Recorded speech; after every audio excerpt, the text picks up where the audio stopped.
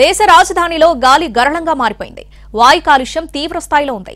తెల్లవారాక కూడా ముందు ఏముందో కనిపించని పరిస్థితి నెలకొంది. ఇప్పుడిప్పుడే కాస్త విజిబిలిటీ వస్తుంది.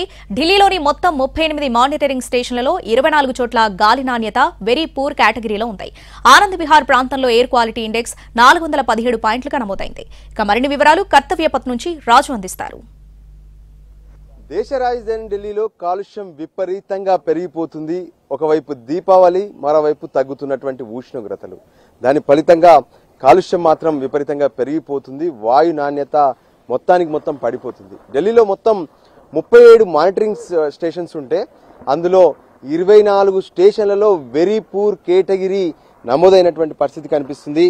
ఒక 20 జోన్స్ అయితే ఏకంగా రెడ్ జోన్లోకి వెళ్ళిపోయాయి. అంటే అక్కడ ఉన్నటువంటి గాలిని పీల్చుకుంటే అత్యంత ప్రమాదకరం అనేది మనకు స్పష్టంగా తెలుస్తుంది. మనం చూడొచ్చు, అంటే ఈ వ్యూలో మనకు ఇండియా గేట్ కనిపిస్తుంది. ఇండియా గేట్ దగ్గర పరిస్థితిని చూస్తేనే మనకు అర్థమవుతుంది. ఎందుకంటే మొత్తం కూడా అంటే దాదాపు మధ్యాహ్న సమయానికి అవుతున్నప్పటికీ కూడా అంటే ఎప్పుడైతే 10 దాటిన తర్వాత కూడా ఇంకా అది క్లియర్ విజన్ లేదు. ఇది మొత్తం కూడా చుట్టూ ఉన్నది పొల్యూషన్ అంటే అందులో వెహికల్స్ పొల్యూషన్ కావచ్చు, ఏవైతే ఇప్పుడు ఉన్నటువంటి క్రాకర్స్ ను పేల్చడం వల్ల వస్తున్నటువంటి పొల్యూషన్ కావచ్చు, ఇదంతా కూడా విపరీతంగా పెరిగిపోతుంది.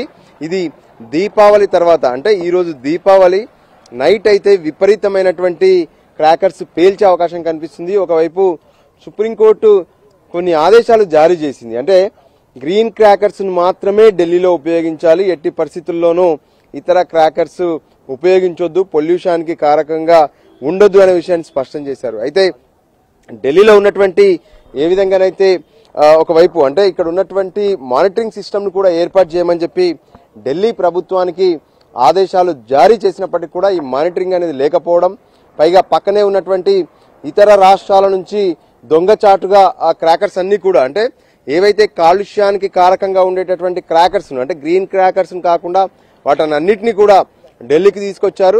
సో అవన్నీ కూడా పేలుస్తున్నటువంటి పరిస్థితి కనిపిస్తుంది. ఫలితంగా ఈ తగ్గుతున్నటువంటి ఉష్ణోగ్రతలకు తోడు ఒకవైపు ఈ పెరుగుతున్నటువంటి పొల్యూషన్ ఏకంగా ఢిల్లీని గ్యాస్ ఛాంబర్ గా మారుస్తున్నటువంటి పరిస్థితి కనిపిస్తుంది. కెమెరా పర్సన్ సంజయ్తో కలిసి ఢిల్లీ నుంచి రాజు, ఎన్టీవీ.